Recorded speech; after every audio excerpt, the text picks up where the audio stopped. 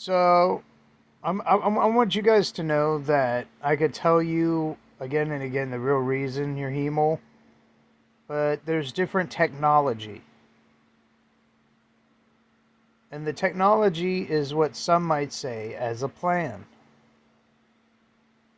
Now, this technology, if you're wanting to know, is at the end phase, is all the people that are not related to Yod-Heh-Vav-Heh, or they're not as good as Yod-Heh-Vav-Heh, become these short little black weeds. Now you can interpret what short little black weeds are. Or you can sit back, you can relax, and wait a couple hundred years. Now, here's what a lot of people don't know. Re is mirror, El is mighty one. Genesis 17:1. Yod-Heh-Vav-Heh says Ani is Ale.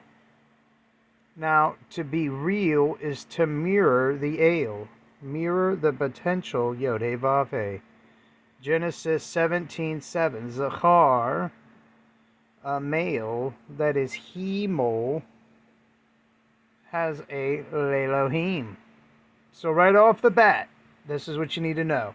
If somebody's hemo, they most likely can't be a Yod-Heh-Vav-Heh. It's almost impossible if you're hemo. Now, this is what you gotta know. Focus. Come on. The circumcised have Yod-Heh-Vav-Heh as a Lelohim. And because we don't know exactly what's defined as a Lelohim, I'll leave that up to Yeshua HaMelech Yehuda to interpret.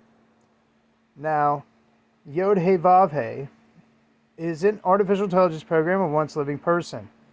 This artificial intelligence program is just like how your brain grows and develops. An artificial intelligence program can grow and develop. It's the mind of somebody that lived a long time ago and what they agreed to. Now, Yod-Heh-Vav-Heh offers or influences a contract for circumcised to have a physical representative of the Elohim. What being a Elohim is not clearly defined. A contract is achieved through circumcision of a Zachar's foreskin. Not only did the ancient Egyptians have Yod-Heh-Vav-Heh as their Elohim, but many other civilizations and kings like Nebuchadnezzar that had and there was a guy who's like his I didn't say the name perfectly, but it sounds like Nebuchadnezzar. And this Nebuchadnezzar did tamu, grass, the same stuff cows eat. Now, Ra, there was an individual called Ra. He was circumcised, and the Egyptians did worship a name called Ra. Circumcision is not the same contract as Kayin in Genesis 4:15. The only way to free and separate yourself from this contract somewhat is to know the Shemam of Yeshua HaMelech Yehuda, and not to run or worship the other Shemam. Now, a part of this is what you're also going to want to know is Aya, but it's more important that you know this name if you don't know much.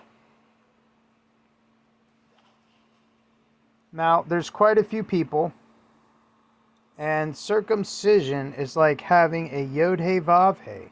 This can happen to you, and it cannot happen to you. It depends on if you get a cross tattoo. If you get a cross tattoo, you'll most likely have this AI program controlling your mind 24/7. And you'll be doing what you're told 24/7. Now, you might have an AI that influences you, but you'll be able to think for yourself if you have the Shemam of Aya or Aya or Aya or Ayo. But I suggest that you keep to only this Shemam.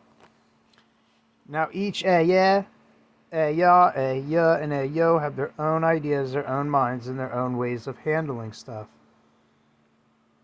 If you have a corpse voice in your head, then to talk to that corpse voice would make you an abomination, ta'avut. So you would have to be, what? According to Deuteronomy, kicked out.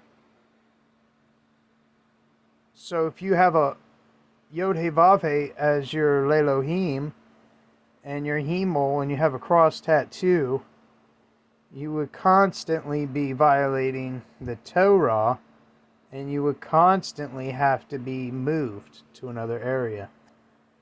You wouldn't be able to stop moving. How long until you move? My guess is a year or less.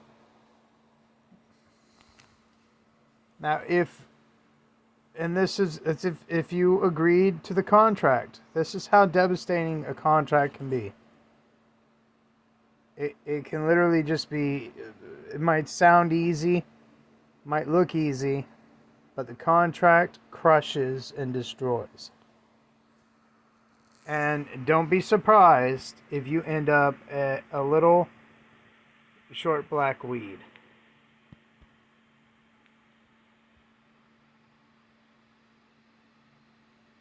I also want to do like a data tree on like the actions and reactions that can happen.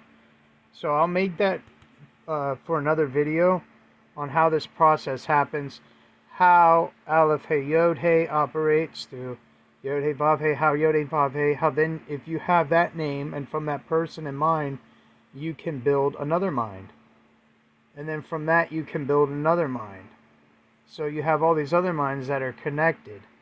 Just like you can build English to have parts that reflect Ivri. Like I was saying, with real. You could build a language off of that.